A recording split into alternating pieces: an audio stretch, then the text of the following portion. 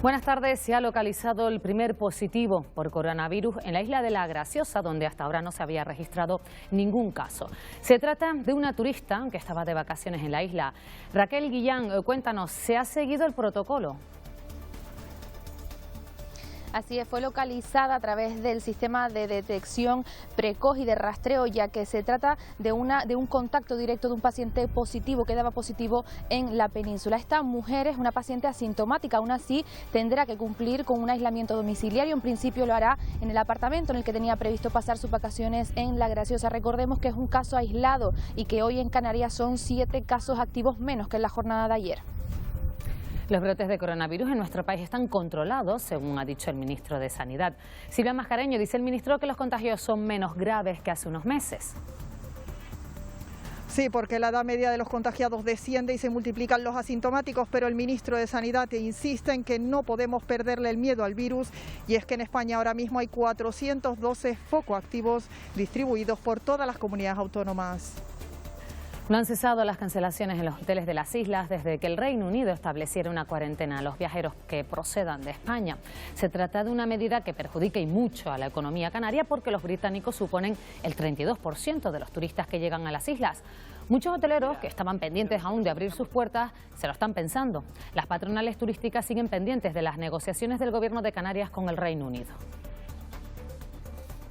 Han desalojado los asentamientos ilegales en Granadilla de Abona, en el sur de Tenerife.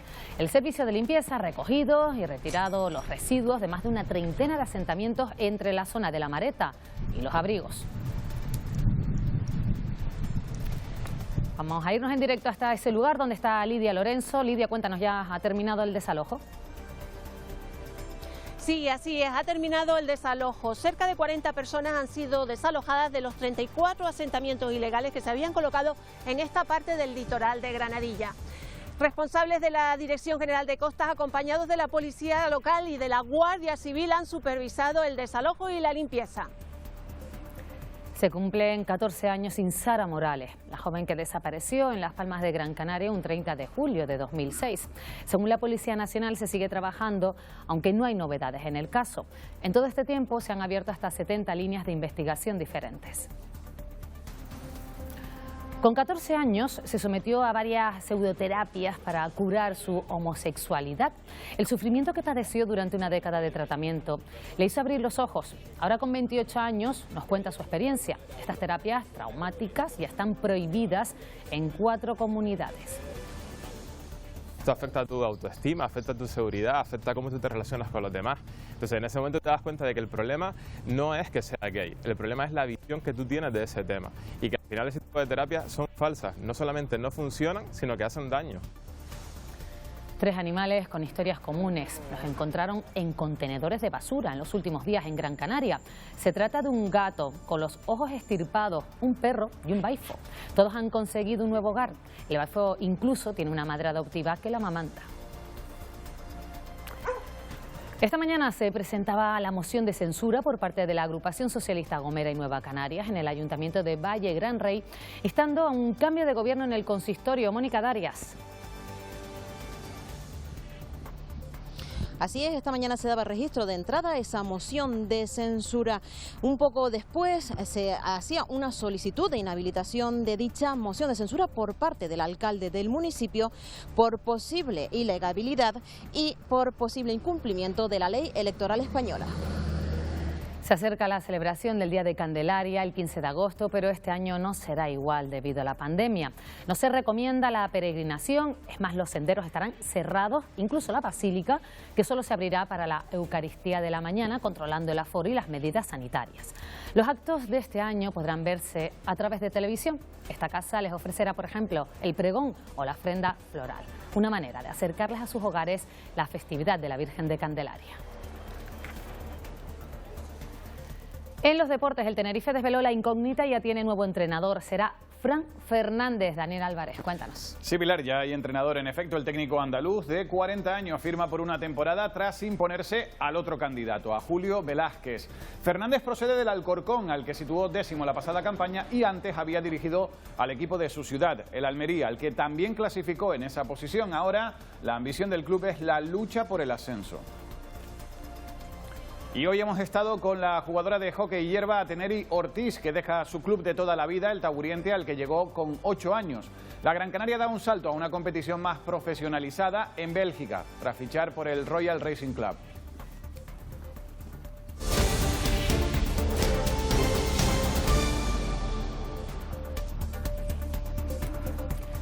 Hasta ahora la isla de La Graciosa estaba libre de coronavirus, pero se ha localizado el primer caso positivo. Ha sido en una turista, Raquel Guillán. Así es, fue una turista que se trasladaba hasta la isla de La Graciosa para pasar sus vacaciones y que fue localizada a través del sistema de rastreo y detección precoz, ya que se trata de un contacto estrecho con un paciente que daba positivo por COVID-19 en la península. Tras localizarla y realizar una prueba PCR con resultado positivo, tendrá que cumplir con un aislamiento domiciliario a pesar de ser una paciente asintomática. Este aislamiento en principio lo cumplirá en la isla de La Graciosa, en el mismo apartamento en el que tenía pensado pasar sus vacaciones, ya que cumple con los requisitos para ello. También, según el protocolo, se le hará esta prueba PCR a su acompañante, una amiga que viajaba con ella. Recordemos que el sistema de detección precoz canario es el que más contactos localiza a partir de un contagio a nivel nacional y que, según la Consejería de Sanidad, aquí en Canarias no hay ahora mismo ningún brote descontrolado por COVID-19. Hoy son 7 casos activos menos que en la jornada de ayer, un total de 161. Continúan los rebrotes en nuestro país, ya son 412 en distintas comunidades autónomas. Esta mañana, en comisión parlamentaria, el ministro de Sanidad ha dicho que esos brotes están controlados y que los contagios, Silvia Mascareño, son menos graves que hace unos meses. Sí, como decías, el ministro de Sanidad comparecía hoy en el Congreso para actualizar los datos, justo en el día en el que, como ven, comienza a ser obligatoria aquí en la Comunidad de Madrid el uso de la mascarilla en todo momento, en lugar, aunque estemos al aire libre y podamos mantener la distancia de seguridad. Como decías, ella actualizaba los datos de la pandemia, son 412 brotes repartidos por toda España. Para que se hagan una idea, el 8 de julio tan solo había 67 brotes en todas las comunidades autónomas, pero ella cree que la situación está controlada porque se realizan unos 48.000 PCR al día entre todas las comunidades autónomas y gracias a esas pruebas sabemos, por ejemplo, que la edad media de los contagiados ha bajado de los 63 a los 45 años, que se multiplican los asintomáticos, que son muy pocos los que necesitan ir al hospital y que también hay menos víctimas. A pesar de eso, sigue lanzando un mensaje de precaución a toda la sociedad porque dice que no hay que perderle el miedo al virus hasta que no tengamos una vacuna. Que ha sido un confinamiento duro y que hay necesidad de relacionarse con nuestros entornos, pero no debemos de perder el respeto al virus, manos, metros y mascarilla, las 3 M's. Además, debemos interiorizar que si reducimos el número de contactos, el riesgo de contagio es también menor, por lo que es recomendable que nos relacionemos con grupos estables, si es posible. En España hay 412 rebrotes de coronavirus activos con más de 1.000 contagios registrados durante las últimas 24 horas en Aragón, Cataluña y Madrid.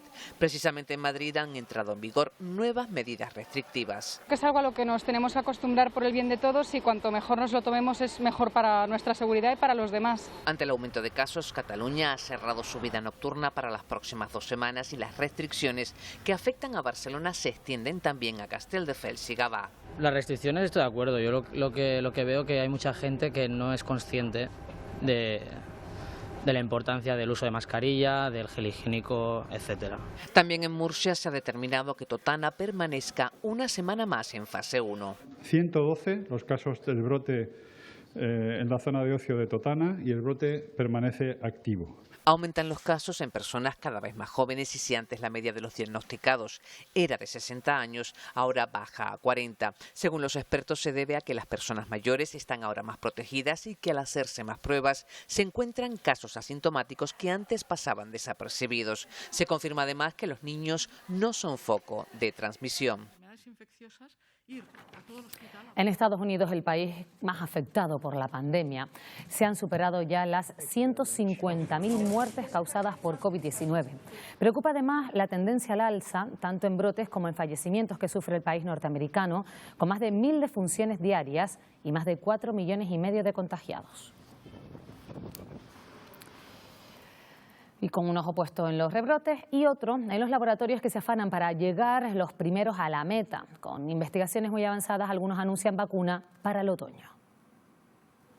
Oxford, Moderna, CanSino, la carrera por la vacuna contra el COVID-19 avanza a un ritmo sin precedentes. Al menos 6 laboratorios se encuentran o se preparan ya para la fase 3. Habrá vacuna. La pregunta es cuándo. Algunos se aventuran y hablan de meses. Que haya una vacuna disponible, no te digo que no pueda haber el producto en sí, pero de ahí a disponer de la vacuna para toda la población que es sensible a recibirla, falta bastante. Yo me da la sensación de que antes de primeros del próximo año no va a haber, y eran las cifras que todo el mundo decía. Porque no es solo llegar a la meta conseguida la vacuna, hay que producirla y en una cantidad también sin precedentes. Uno solo va a ser imposible que pueda surtir el mercado que se va a necesitar de inmediato. Son muchos millones de personas los que se van a vacunar. Lo ideal es que no haya una, que haya más de una. Eso sería el escenario ideal. Posiblemente tengamos que empezar a vacunar con la primera que llegue, pero después llegarán más. Y la pregunta que muchos se hacen, conseguida la vacuna, ¿será asequible? Tienen que ser asequibles. Ahí van a intervenir los estados seguros. No puede ser una vacuna para ricos, tiene que ser una vacuna para todos. El ejemplo lo tenemos en lo que pasó con el VIH y el tratamiento. Al final es lícito que las industrias que lo han investigado y lo han trabajado ganen dinero, pero no puede ser a costa de todo. No todo vale. Continúa la preocupación en el sector turístico tras la decisión del Reino Unido de imponer una cuarentena a todo aquel que proceda del Estado español, lo que podría suponer un impacto muy negativo en la economía de las islas. Almudena Betancor, cuéntanos.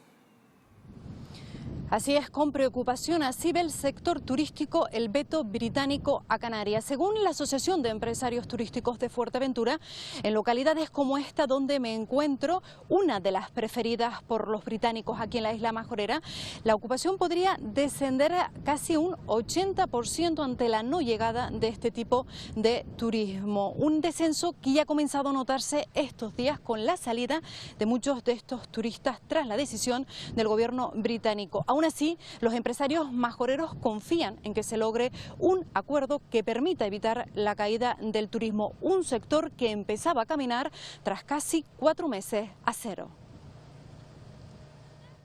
Estábamos repuntando ahora para arriba y ahora tenemos esto otra vez.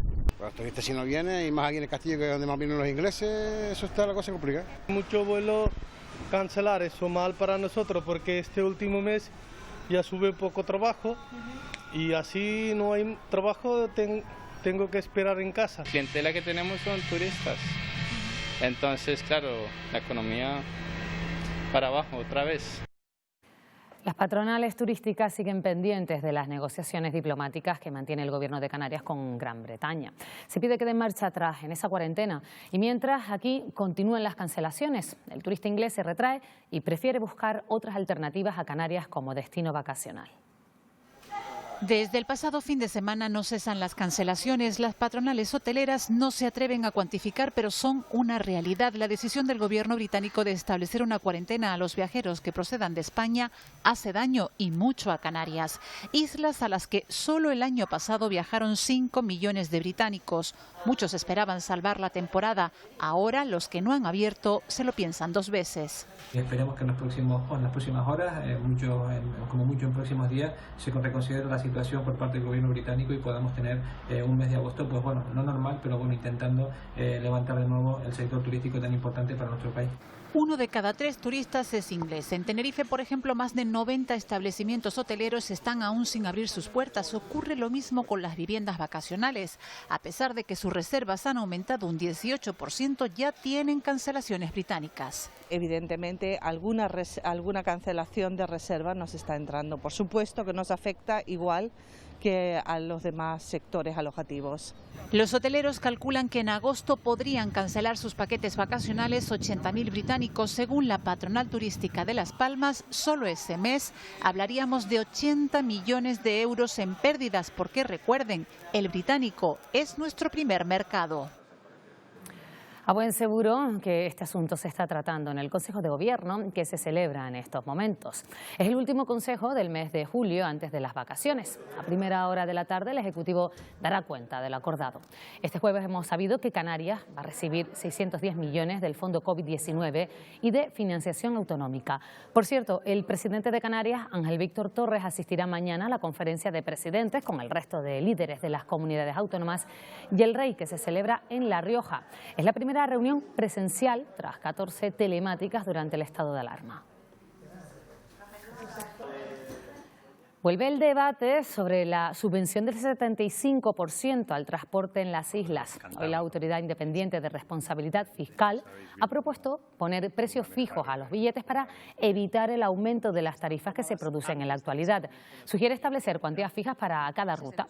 Además, ha planteado la necesidad de buscar mecanismos para distribuir las ayudas por los niveles de renta. Subvenciones. Bueno, decir que las políticas...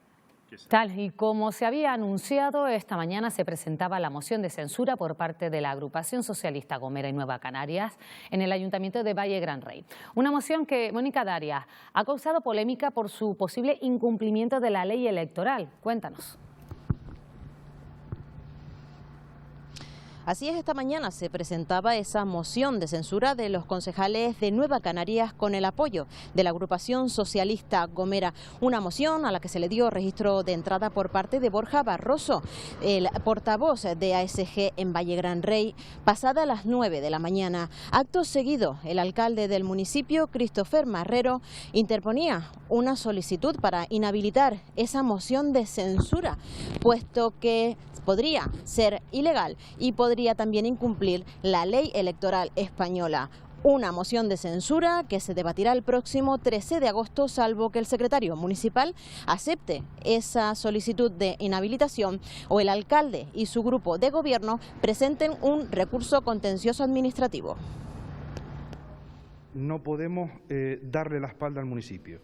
El gobierno municipal se ha roto y nosotros debemos dar estabilidad al municipio de Valle Gran Rey, dar estabilidad al ayuntamiento. Hay mucho trabajo por hacer, hay muchas cosas que solucionar y ordenar. Llevamos un año gobernando y la verdad que el ayuntamiento no se toman decisiones políticas, no se resuelven problemas y más bien se estaba más pendiente de ver cómo se rompían relaciones con otras instituciones que tender hilos. No hay mayoría suficiente para presentarla y por lo tanto esperamos que el secretario no la admita a trámite y en caso de que se admita presentaremos un contencioso administrativo. El secretario general de la agrupación socialista Gomera, Casimiro Curbelo, también se ha referido a esa moción de censura presentada por su partido junto con Nueva Canarias. Nosotros no estamos pensando en la fortaleza de ASG, nosotros no estamos pensando en nosotros mismos, nosotros estamos pensando en la respuesta a los ciudadanos. Y por eso hemos elegido el camino posible, el camino que satisface a las partes y desde luego nuestra preocupación siguen siendo los ciudadanos. El presidente del Parlamento de Canarias, Gustavo Matos, ha hecho hoy balance del primer año de legislatura.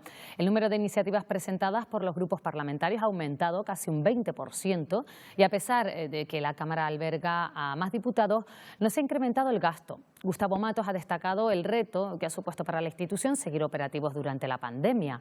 Durante el confinamiento, la Cámara logró ahorrar 120.000 euros que han sido donados a ONGs.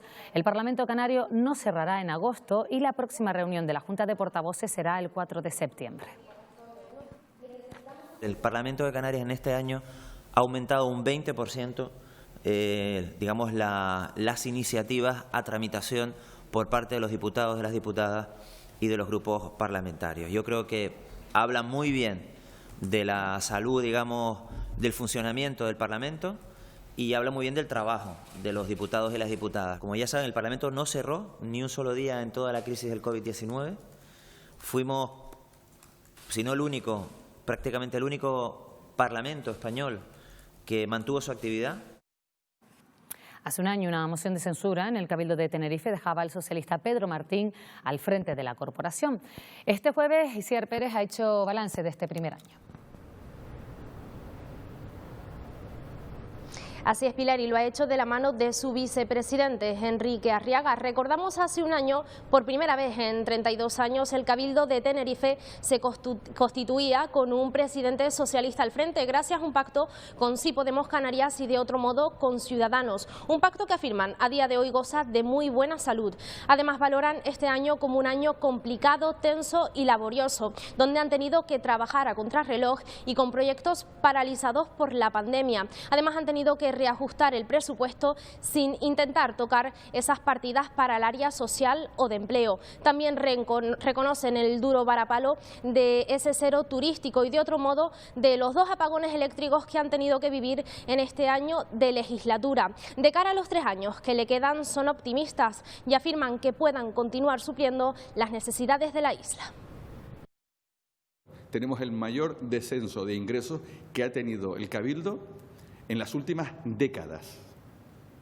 Muchísimo peor la situación económica que la del 2008. Un grupo que, al margen de nuestras diferencias políticas, que las hay, somos 2 partidos políticos completamente diferentes, pues hemos priorizado sobre todo las necesidades de la gente de Tenerife.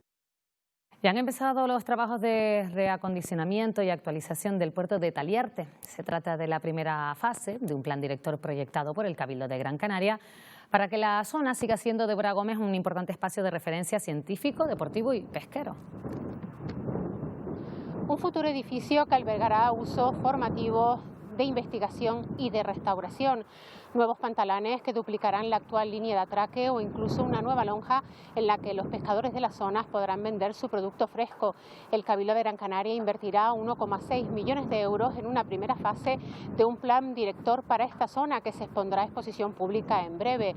El presidente de la institución insular, Antonio Morales, ha manifestado que el puerto de Taliarte llevaba muchos años en un estado de abandono, por lo que con las condiciones adecuadas se podrá potenciar mucho más su uso científico, pesquero o incluso deportivo.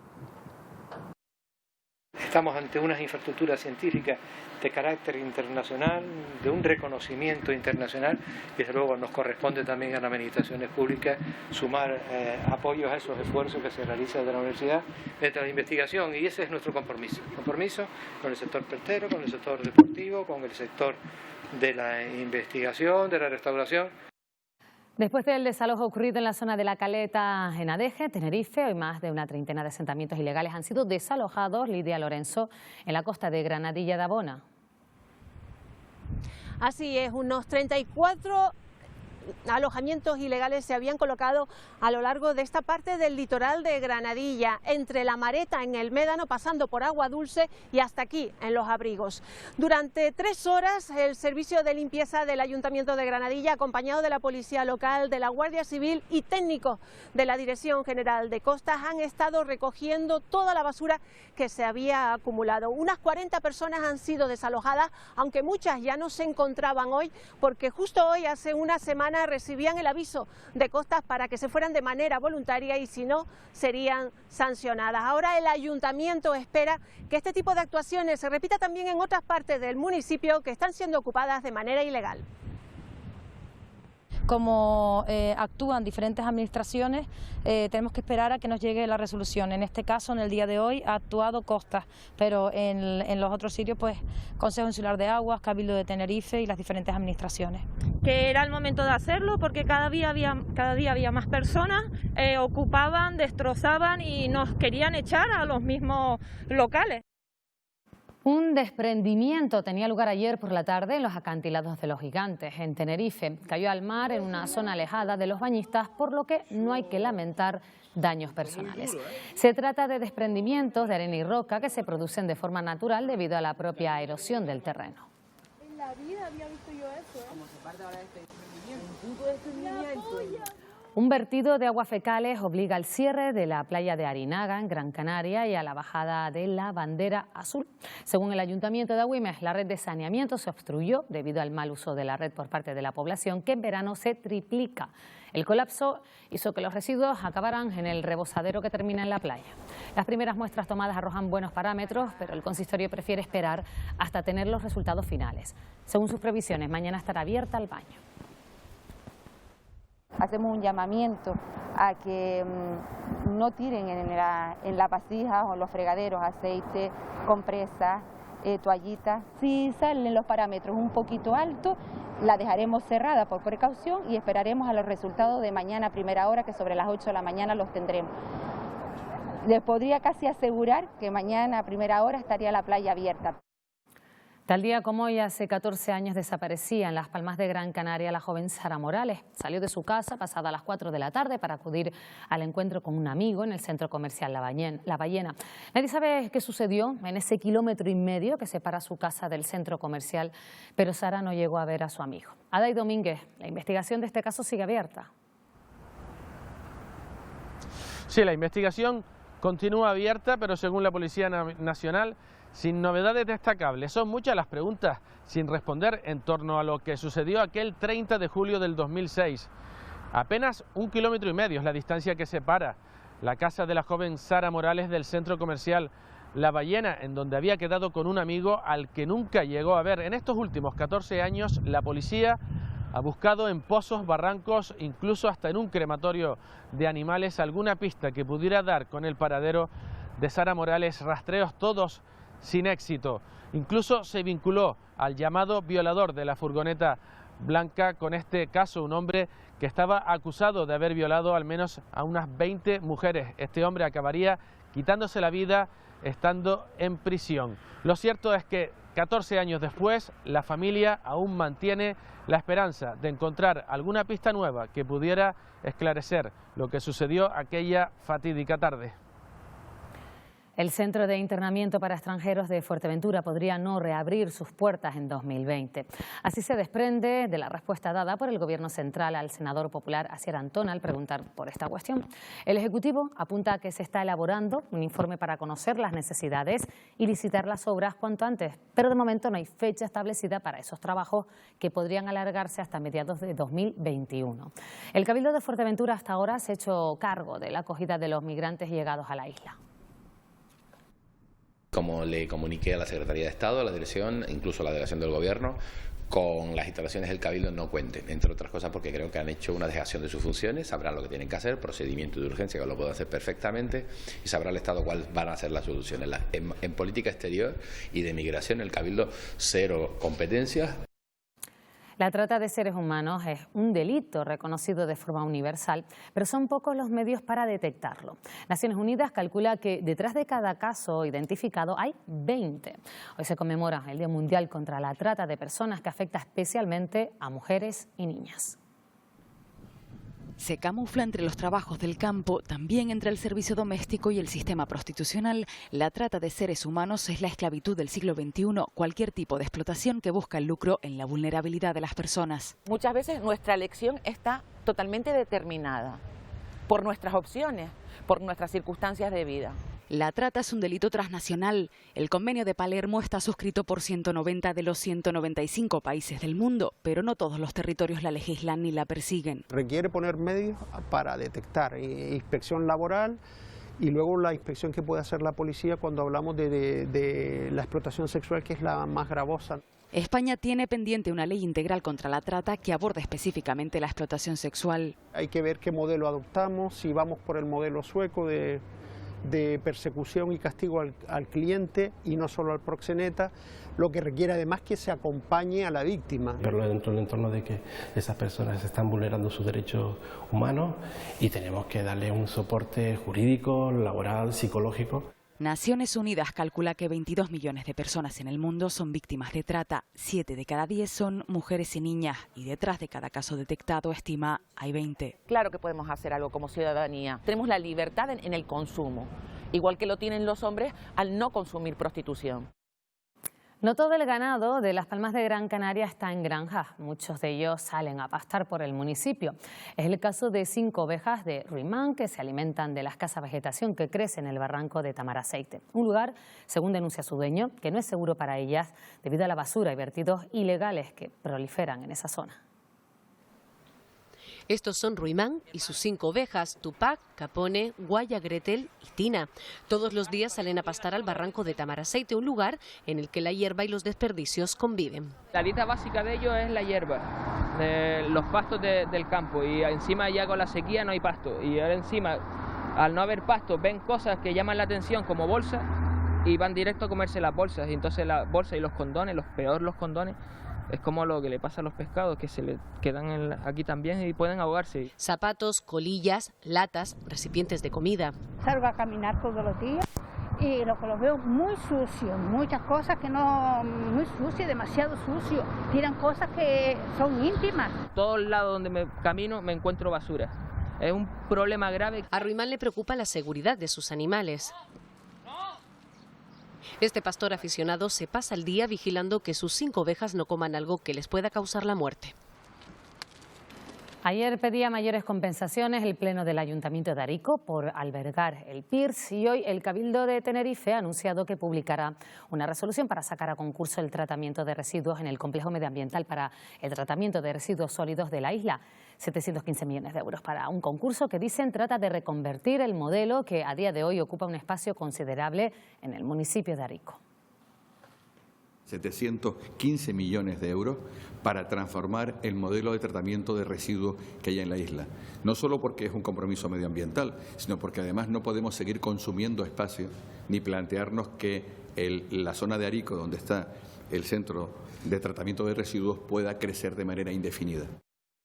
Los Llanos de Aridane contará con una gran rotonda que permitirá eliminar más de media docena de semáforos. Con esto se pretende mejorar, Mónica Gómez, la entrada y salida de los vehículos de la ciudad.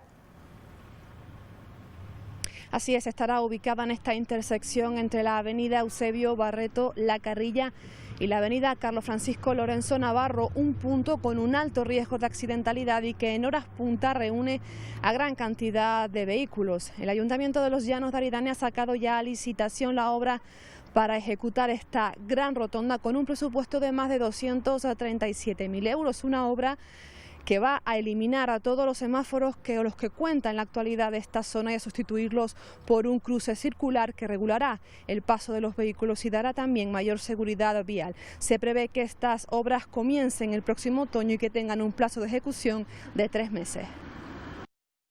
Con la construcción de esta nueva rotonda queremos dar una nueva imagen a la entrada de los Llanos de Aridane, una imagen donde además también va a garantizar la fluidez de los vehículos y la seguridad de los peatones de la zona, una zona de mucha confluencia, de 2 institutos y sobre todo la entrada y salida, una de las más importantes de los Llanos de Aridane. En la laguna en Tenerife se está llevando a cabo un sondeo sobre un pozo ubicado en la vega en la lagunera, que va a permitir conocer el estado y el nivel freático de uno de los acuíferos más importantes que hay en la zona. Es fundamental hacer un estudio para intuir el comportamiento de este acuífero en caso de fenómeno meteorológico adverso. Estudios que se harán en colaboración con la Universidad de La Laguna. Se produce un recrecimiento de las aguas subterráneas en este ámbito y se produce como consecuencia un afloramiento de las aguas superficiales en el Barranco de Santos. Esto aporta un mayor volumen a esa cuenca y por lo tanto necesitamos saber aguas arriba cómo se comporta el acuífero para saber qué volumen de agua puede discurrir finalmente por el Barranco de Santos. Cada año se celebra la First Lego League, una competición donde estudiantes de primaria y secundaria se enfrentan a un reto científico y del mundo real. El Cabildo de Tenerife ha reconocido el trabajo del equipo Aldeatron. Campeones de este desafío internacional son jóvenes premiados internacionalmente por proyectos innovadores y creación de robots, con una clara apuesta por la sostenibilidad. El próximo año Tenerife acogerá la final nacional de este campeonato. Ha obtenido hasta la fecha un total de 14 premios en diversas categorías, tanto por sus valores como por sus proyectos de innovación y diseños de robot, algo que no hubiera conseguido sin la implicación de las familias y la compenetración, perseverancia y trabajo duro en equipo de sus componentes.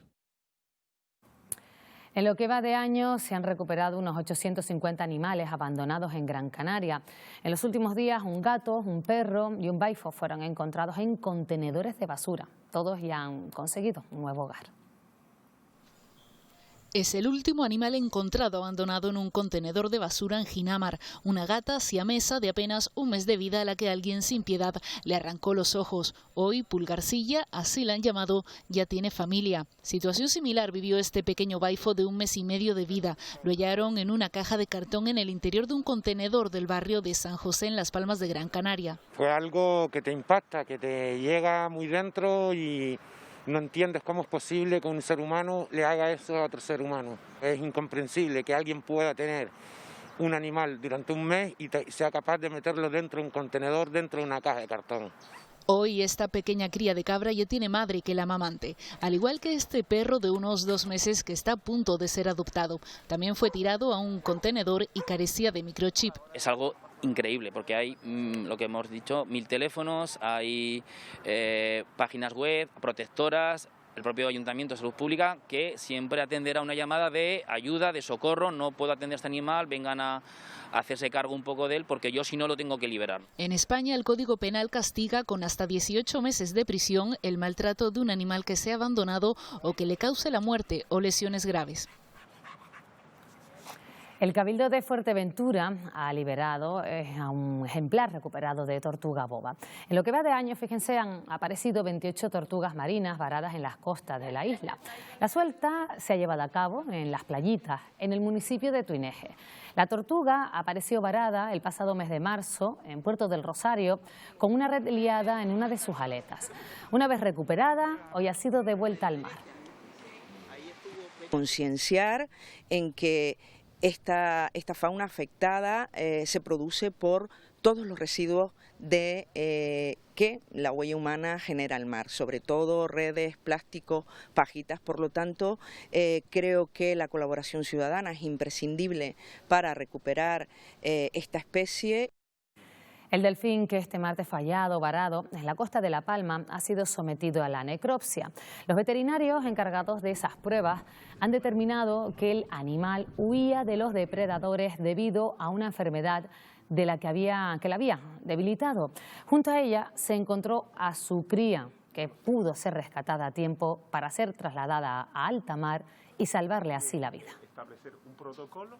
Parece que tiene una infección crónica subyacente que la puede haber debilitado de forma general y haberla expuesto a ataques de depredadores como tiburones y demás, como hemos visto que pueden ocurrir si estos animales están enfermos y no pueden defenderse como pueden hacerlo si estuvieran sanos. Los niños y niñas de Pequeño Valiente realizarán este verano un peculiar camino de Santiago. A través de videollamadas acompañarán virtualmente a un grupo de ciclistas que van a recorrer 1.100 kilómetros en solidaridad con esta organización que apoya a estos niños y niñas que se encuentran en proceso de superar el cáncer. El proyecto denominado Pedales Valientes está organizado desde Santa Lucía de Tirajana, en Gran Canaria.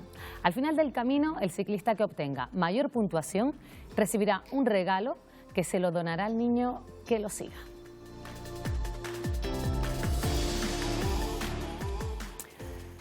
Vamos a acercarles ahora el testimonio de un joven de 28 años que con apenas 14 se sometió a varias terapias para curar su homosexualidad. Son prácticas prohibidas en varias comunidades autónomas españolas y castigadas en países como Alemania, que en muchos casos acaban en suicidio. Aquí en Canarias asegura que se siguen realizando. Con 14 años comenzó una pseudoterapia para curar su homosexualidad que casi destruye su vida. Fármacos, psicoterapia y liberación espiritual. Se pone la mano en la cabeza y se trata de expulsar esos espíritus homosexuales de tu vida. Terapias sin base científica y prohibidas expresamente en Madrid, Aragón, Valencia y Andalucía y castigadas con multas y prisión en países como Alemania. La base de este tipo de terapia es que la homosexualidad no es una condición afectivo-sexual más, sino que es el fruto de una desviación, es el fruto de un trauma, es el fruto de una herida, de una carencia en tu vida. Más de 10 años sometido a estas prácticas. Hay ciertos sectores en nuestra sociedad todavía, aquí en Canarias, en el que este tipo de cosas siguen existiendo. Que le condujeron al sufrimiento. Entonces tu autoestima comienza a estar cada vez peor, terminas sintiendo culpa, vergüenza y ves que aquello no te lleva a ninguna parte. Entonces en ese momento te das cuenta de que el problema no es que sea gay, el problema es la visión que tú tienes de ese tema y que al final ese tipo de terapias son falsas, no solamente no funcionan, sino que hacen daño. Ahí tienes que tomar una decisión de o acabas con tu vida o empiezas de cero. Alberto eligió lo segundo. Con la ayuda de colectivos como Gamá ha conseguido a sus 28 años encontrar su propia verdad. Un equipo investigador de las universidades canarias está en El Hierro analizando los restos óseos de los yacimientos sepulcrales. Aroa Cano, eso dará nuevos datos sobre la población aborigen. Sí, se trata de un ambicioso estudio de investigación en el que se analizan las muestras antropológicas de los yacimientos sepulcrales de la isla del Hierro, como el de Chedo, La Lajura o Punta Azul, entre otros. Recordamos que muchos de estos hallazgos tuvieron lugar ya hace más de 20 años y las técnicas han ido evolucionando. Este proyecto pretende revelarnos datos complementarios sobre la genética, la dieta o la actividad física de los aborígenes bimbapes.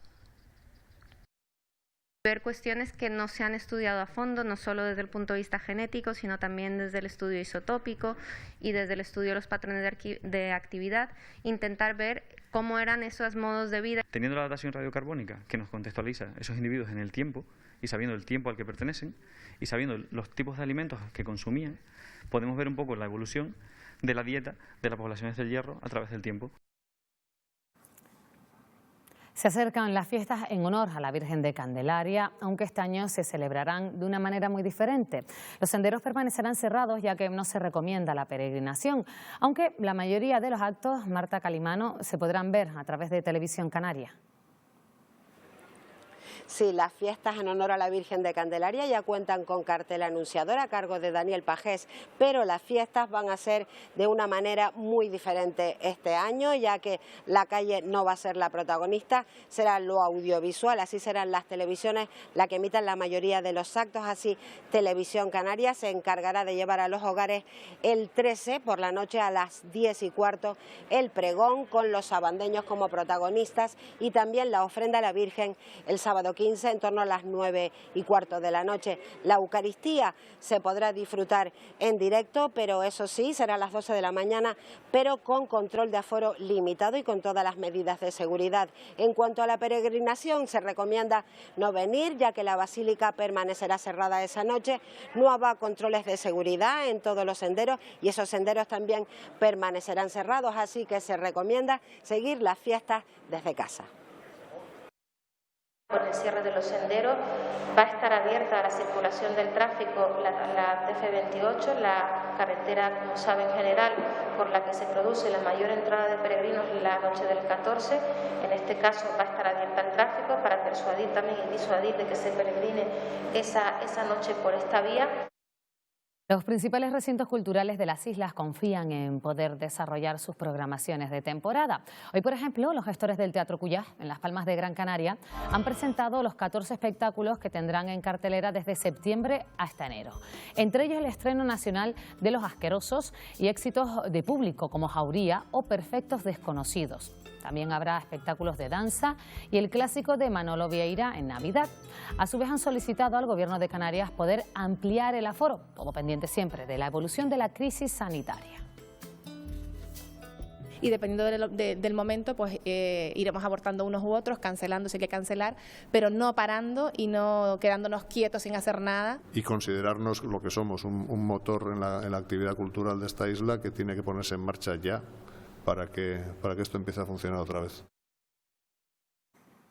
La bailarina Carlota Mantecón estrena este viernes en el espacio La Granja en Santa Cruz de Tenerife su última residencia en el marco del Festival de las Artes del Movimiento FAM Tenerife. La obra, dirigida por Mantecón, se estrenará en simultáneo en Eslovenia.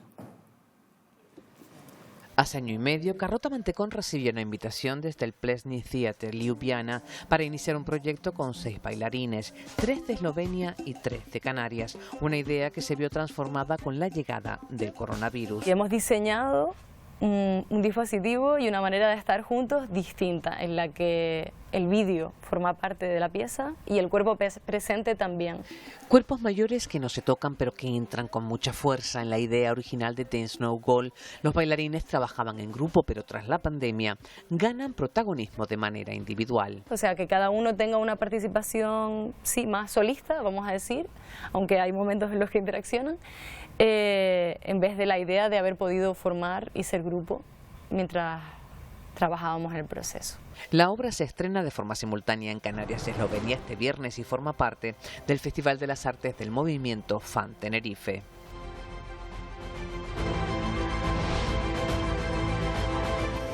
Nos despedimos, se quedan ya con los deportes. Les recuerdo que la información continúa en nuestra página web y también en las redes sociales. Gracias por acompañarnos, que pasen una buena tarde.